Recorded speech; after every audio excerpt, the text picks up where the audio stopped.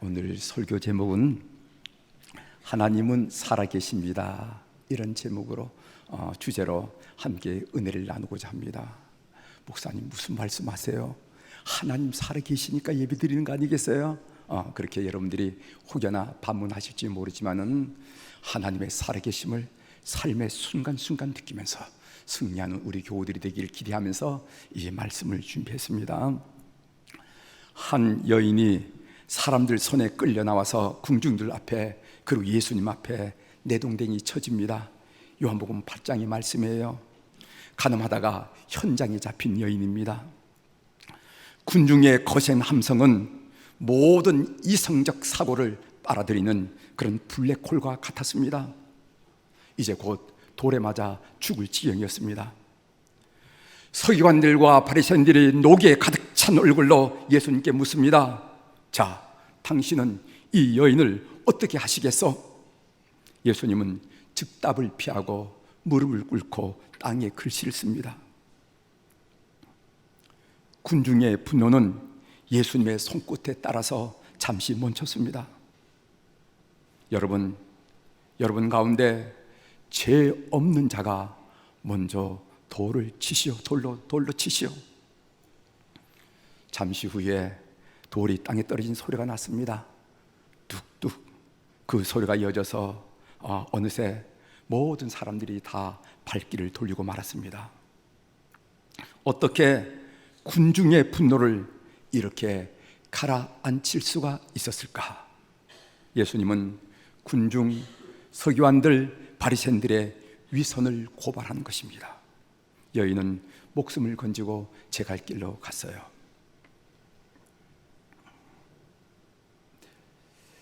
공권력이라 하는 말이 있는데, 공권력의 1차적 책임은 개인과 개인 사이에 일어나는 분노를 멈추게 하고, 그리고 집단과 집단 사이에 일어나는 분노를, 그 분노의 수위를 낮추는 것이 공권력의 1차적인 목적입니다. 그러나 합법적인 국가 권력이 자기의 정치적인 목적에 따라, 예를 들어 본다면은 그동안의 실정을 덮어버린다거나, 아니면은 선거에 승리하기 위해서 대중들의 분노를 들추고, 그리고 또 들쑤시고 불지르기도 한다는 것을 우리가 알게 됩니다. 그리고 그 분노를 부출할 희생양을 찾는 것도 우리가 알게 됩니다.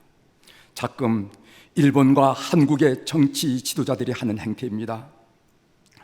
눈에는 눈, 이에는 이로 분노를 그치게 할 수는 없어요. 어떤 종류의 힘으로 인간의 분노를 그치겠다는 것은 역사적으로 나타나지 않았습니다. 그런 적이 없었습니다. 힘과 힘이 부딪히는 곳마다 더 큰 분노가 자라기 시작한 것을 보게 돼요.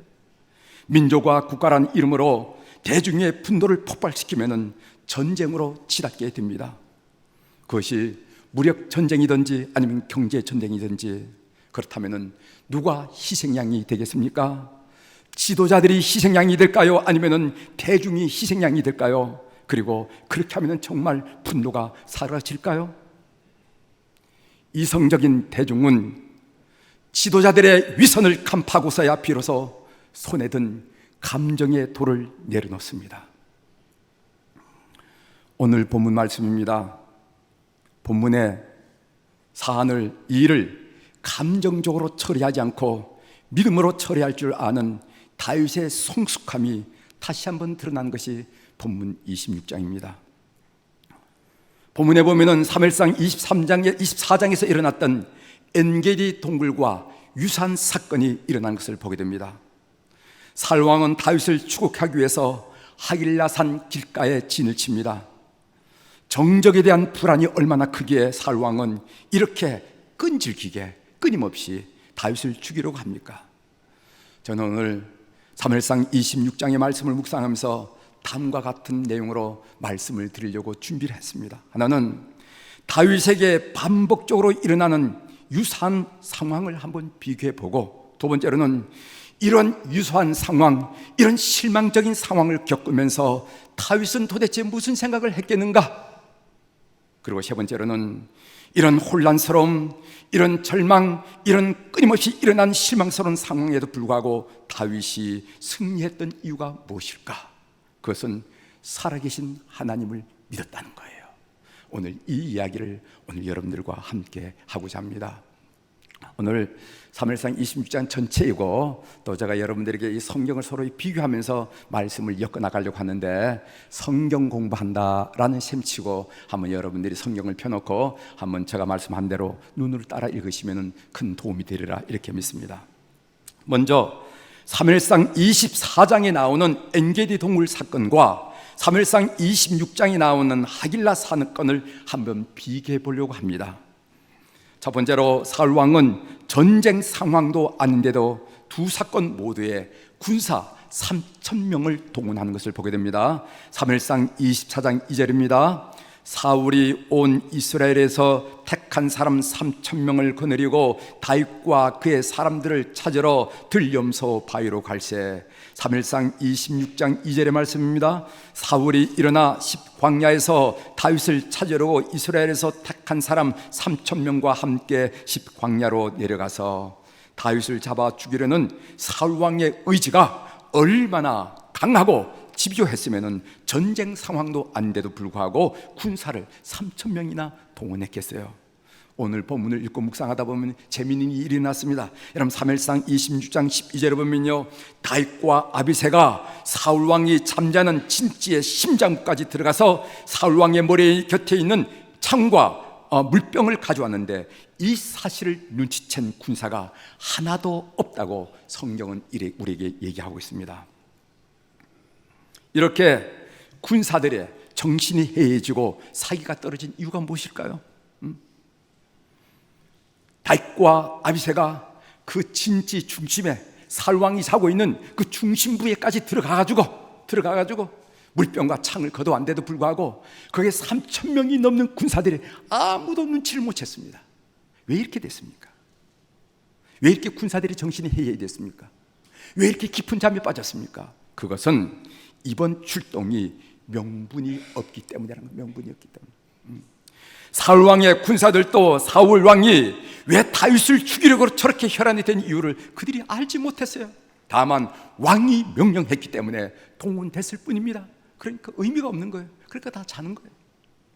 두 번째로 엔게디 동굴에서는 부하들이 다윗에게 사울 왕을 죽이라고 요구하였으나 하길라 산에서는 부하인 아비새가 직접 사울 왕을 죽이겠다고 나선 것을 보게 됩니다.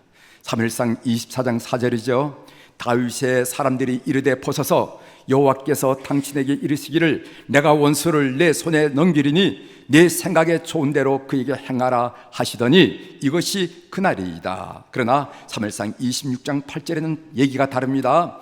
아비새가 다윗에게 이르되 하나님이 오늘 당신의 원수를 당신의 손에 넘기셨나이다. 그러므로 청하노니 내가 창으로 그를 찔러서 단번에 땅에 꽂게 하소서. 내가 그를 2번 찌를 것이 없으리이다.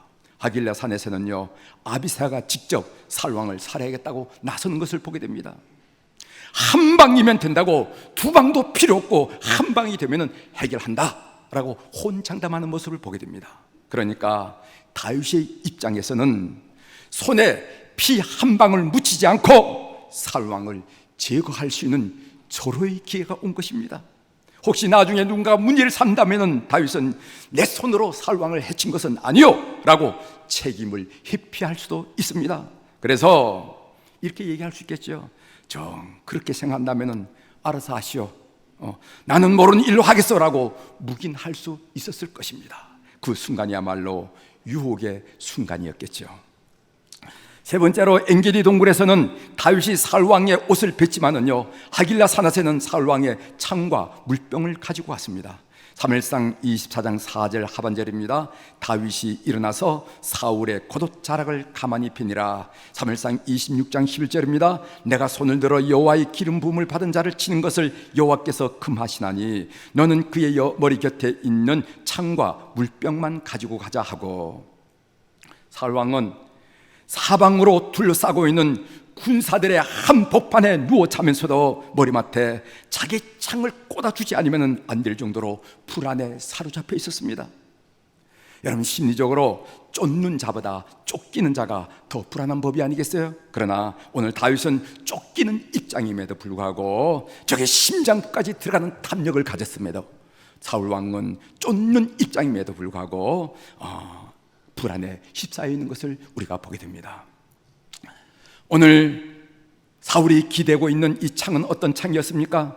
다윗은 아마 과거의 기억이 떠올라서 몸서리 쳤을 것입니다.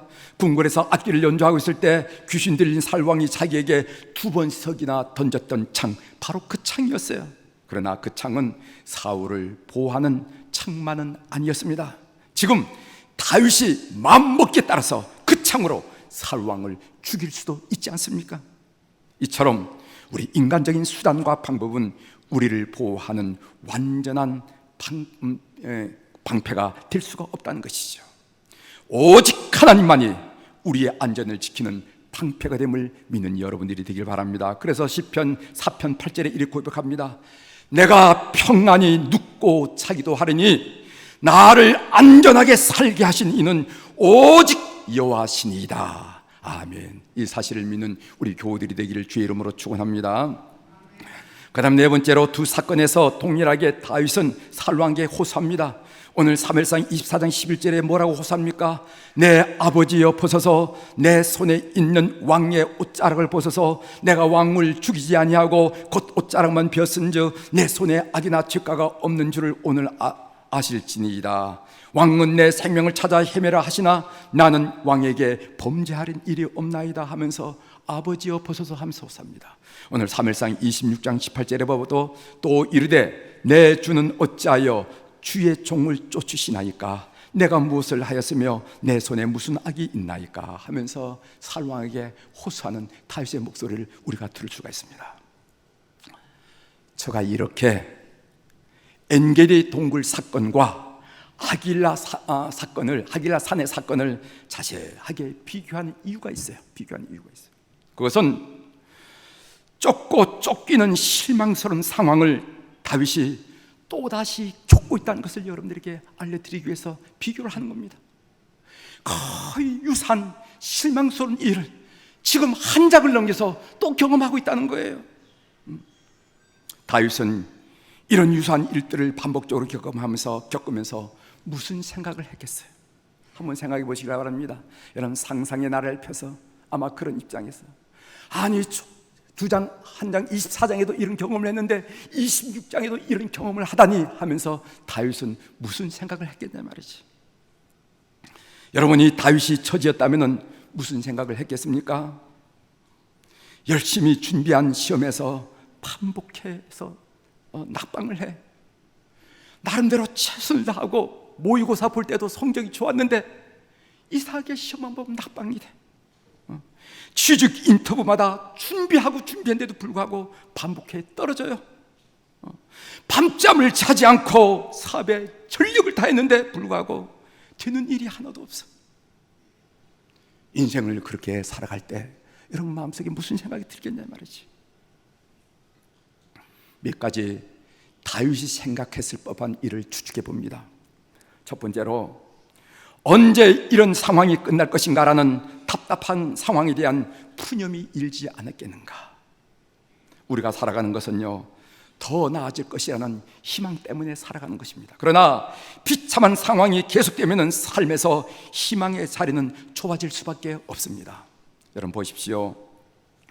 고 노무현 전 대통령은요, 끝날 것 같지 않은 현실의 벽에 부딪혀서 자살을 선택했습니다. 그의 유서에 그는 이렇게 적었습니다. 너무 많은 사람들에게 신세를 졌다. 나로 말미암아 여러 사람이 받은 고통이 너무 크다. 앞으로 받을 고통도 헤아릴 수 없다. 여생도 남에게 짐이 될 일밖에 없다. 건강이 좋지 않아 아무것도 할 수 없다. 책을 읽을 수도 없고 글을 쓸 수도 없다. 이것이 그의 유서 내용이에요. 유서에 나타나는 그의 심경은 현실적으로 다가온 짐, 그 벽이 너무도 두텁고 무겁다는 고백이에요. 어쩌면 다윗도 반복적으로 그 삶에 전개되는 이런 비참한 상황, 이 절망적인 상황에 대해서 심한 괴로움을 겪고 있을지도 모릅니다. 또한 약속 어기기를 밥 먹듯 하는 사울 왕을 보면서 인간에 대한 회의를 갖게 되진 않았을까요? 사울 왕은 엔게디 동굴에서 한 일을 하길라 산에서 똑같이 하고 있습니다. 엔게디 동굴에서 다윗이 사울 왕을 살려줄 때 사울이 뭐라고 말했냐면은 다윗을 내 아들이라고 불렀어요.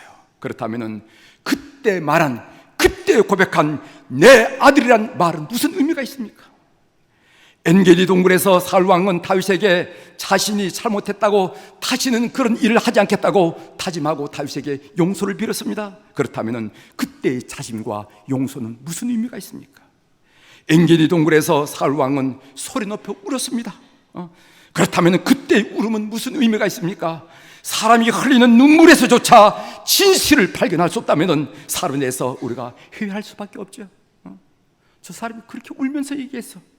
사람이 눈물이 가장 고상한 감정의 표현인데 눈물에서조차도 진실을 우리가 발견하지 못한다면 어떻게 우리가 사람을 믿을 수 있겠습니까? 그런 혼란스러움에도 불구하고, 그런 실망스러운 사건이 반복됨에도 불구하고 다윗은 흔들리지 않다는 거예요. 제가 사무엘상 26장을 통해서 보고 싶었던 것은 다윗은 이런 상황에도 어떻게 흔들리지 않을 수가 있을까? 우리는 몇 번이고 지쳐 쓰러질 텐데 다윗은 왜 흔들리지 않을까? 그게 초점. 그러면 무엇이 그를 흔들리지 않겠습니까? 바로 살아계신 하나님에 대한 믿음 때문이었습니다. 살아계신 하나님에 대한 믿음 때문이었습니다. 여러분, 사무엘상 26장 10절을 우리가 다 보십시오. 한번 읽도록 하겠습니다. 사무엘상 26장 10절입니다. 다윗이 또 이르되 여호와께서 살아계심을 두고 맹세하노니. 아멘. 끝까지만 읽겠습니다. 다윗이 또 이르되 여호와께서 살아계심을 두고 맹세하노니. 여러분은 이 말씀을 읽을 때 어떤 시선으로 여러분 읽은지 모르지만 저는 이 본문을 묵상할 때 이 말씀이 저한테 살아 나타나는 것을 봤습니다. 꿈틀거리고 살아있는 것을 봤습니다. 다윗이 또 이르되 여호와께서 살아계심을 두고, 여호와께서 살아계심을 확신하고 맹세하더라, 이 말이죠. 이 한마디가 오늘 우리에게 들려주시는 하나님의 음성이고 여러분들이 받아야 할 메시지라고 저는 믿습니다. 살아계신 하나님에 대한 다윗의 믿음이 얼마나 확고했는지를 성경은 다음같이 우리들에게 밝혀주고 있습니다. 첫 번째로 보면요, 다윗은 여호와의 기름 부음을 받은 자를 해하지 않겠다고 다시 한번 결심을 합니다. 우리 구절을 한번 읽겠습니다. 다윗이 아비사에게 이르되 죽이지 말라. 누구든지 손을 들어 여호와의 기름 부음을 받은 자를 치면 죄가 없겠느냐 하고, 다윗이 사울왕을 죽이지 않은 것은 사울왕 개인을 생각해서가 아니라 사울왕에게 기름을 부으신 하나님을 생각하기 때문이었습니다. 다윗은 하나님의 기름 부음을 받은 자에게 손을 대는 것은 그 사람에게 기름 부으신 하나님을 경멸하는 것으로 여겼습니다. 그래서 살아계신 하나님에 대한 믿음 때문에 그는 한 발짝 뒤로 물러섰다는 거예요. 두 번째로 다윗은 하나님께 심판을 맡깁니다. 10절 한번 같이 읽어보겠습니다. 10절 다윗이 또 이르되 여호와께서 살아계심을 두고 맹세하노니 여호와께서 그를 치시리니 혹은 죽을 날이 이르거나 또는 전장에 나가서 망하리라. 다윗은 사울왕을 하나님의 심판에 맡겼습니다. 자기가 손대지 않았습니다. 하나님께서 역사하시면 죽을 날이 다가오든가 아니면 전쟁에 나가 죽든지 그것은 하나님의 손에 소관이다 라고 말하는 거예요. 하나님의 시간에 하나님의 방식에 전적으로 맡겼던 것입니다. 하나님이 살아계신데 어찌 악한 사람이 심판을 받지 않고 아무 일도 없었다는 듯이 살아갈 수가 있겠냐 이 말이죠. 살아계신 하나님에 대한 믿음이었습니다. 세 번째로 다윗은 자기 또한 하나님의 심판 아래 있음을 고백하고 있습니다. 19절이죠. 한번 읽어보겠습니다. 원하건대 내 주 왕은 이제 종의 말을 들으소서. 만일 왕을 충동시켜 나를 해하려 하는 이가 여호와시면은 여호와께서 제물을 받으시기를 원하나이다마는. 아멘. 무슨 말인가 하면은 만에 하나라도 하나님이 사울왕의 마음을 충동하신 것이라면 다윗은 자신의 죽음마저도 달게 받겠다는 거예요. 자기 자신 또한 하나님의 심판 아래 있음을 고백하고 있습니다. 살아계신 하나님에 대한 믿음이죠. 신앙생활이라는 게 뭡니까? 신앙생활이라는 게 뭡니까? 신앙생활이라는 것은 살아계신 하나님께 자기 인생을 맡기는 삶의 연속이 신앙생활이에요.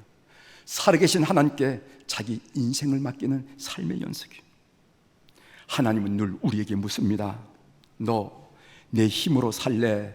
내 힘으로 살래? 오늘 여러분에게 물으시는 겁니다. 내 힘으로 살래? 내 힘으로 살래? 비거나 예를 들면 아이를 키우는 우리 자모님들이, 어머니들에게는요, 아이들 내가 키울래? 아니면 내가 키울까? 이렇게 물으시는 거예요. 목회를 하는 목사들에게는요, 너 내가 목회할래? 아니면 내가 목회할까? 이렇게 물으시는 거예요. 여러분들은 인생을 뭐라고 대답하면서 신앙생활을 영위하시고 계십니까? 카라마조프의 가의 형제들에 나오는 마지막 부분의 대화입니다. 맏아들이 법정에서 호소하는 고백입니다. 나는 검사가 지적한 대로 부족하고 죄 많은 과거를 살았습니다. 어떤 처벌을 받아도 감수할 것입니다. 그러나 내가 우리 아버지를 죽이지 않았다는 것만은 사실입니다.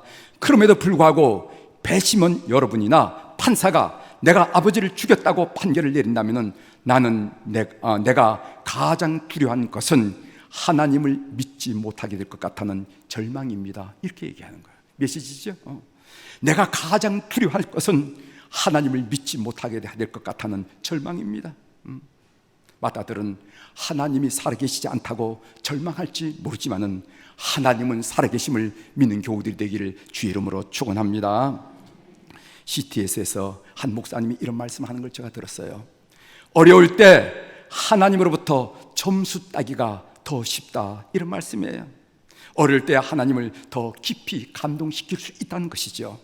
열왕기상 17장에 보면 사렙다 가부 이야기가 나옵니다. 여러분이 잘 아는 말씀이죠. 그 여인은 가루 한 줌으로 떡 하나를 만들어서 아들과 함께 먹고 죽을 작정이었습니다. 그만큼 어려웠다는 것입니다. 그때 선지자 엘리야가 그 가루로 떡을 만들어서 자기에게 달라고 요청을 합니다. 벼룩의 간을 빼먹지 지금 정신 있는 얘기입니까? 그러나 그 여인은 하나님의 살아계심을 믿고, 살아계신 하나님을 믿고 그 선지자의 말에 순종합니다. 그랬더니 그 통에 가루가 닿지 아니하고 그 병에 기름이 없어지지 않는 축복을 받았다. 열왕기상 17장 14절의 말씀이 나와 있습니다. 그 어려운 상황에서 여인은 하나님 마음을 감동시켰다는 것이죠. 사랑하는 교회 여러분들, 어려운 상황에 우리 하나님 여러분 보시면서 고개를 끄덕끄덕 하시죠. 그럼 그렇지 할 수 있는 그런 결심과 다짐과 헌신이 여러분 삶에 이어지기를 바랍니다. 제가 복음성가 한 곡을 선곡해 왔어요. 그것은 나의 힘이 되신 여호와라는 시편 18편 1절 2절에 있는 말씀을 중심으로 가사를 쓴 복음성가입니다. 나의 힘이 되신 여호와여. 여러분 인생의 힘이 도대체 뭡니까? 돈이 힘입니까? 지유가 힘입니까? 자식이 힘입니까? 나의 힘이 되신 여호와여, 내가 주님을 사랑하나이다. 나의 하나님, 나의 하나님, 구원의 뿌리시오, 나의 산성이시라. 이 고백을 우리 함께 같이 하면서 말씀을 맺도록 하겠습니다.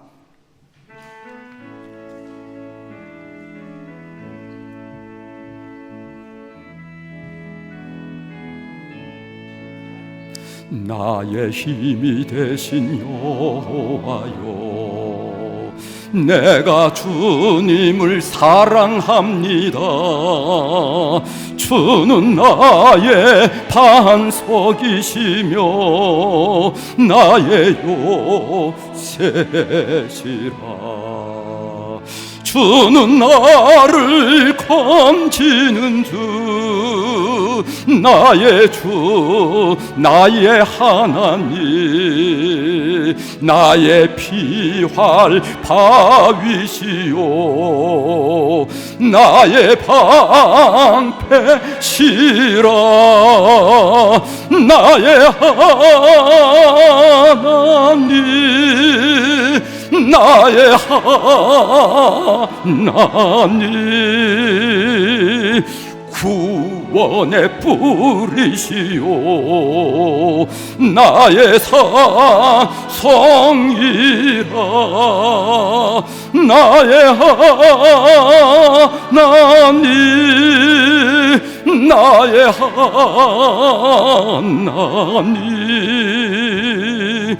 주는 나의 하오와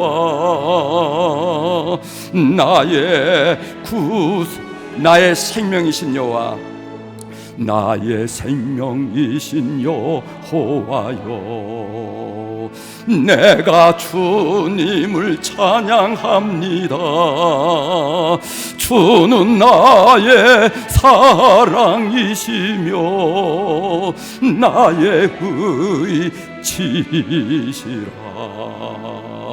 주는 나를 이끄시어 주의 길 인도하시며 나의 생의 목자 되시니 내가 따르리라. 나의 하나님, 나의 하나님, 생명의 면류관으로 내게 시우소서. 나의 하나님, 나의 하나님, 그는 나의 여호와, 나의 구세, 나의 하나님, 나의 하나님, 나의 하나님,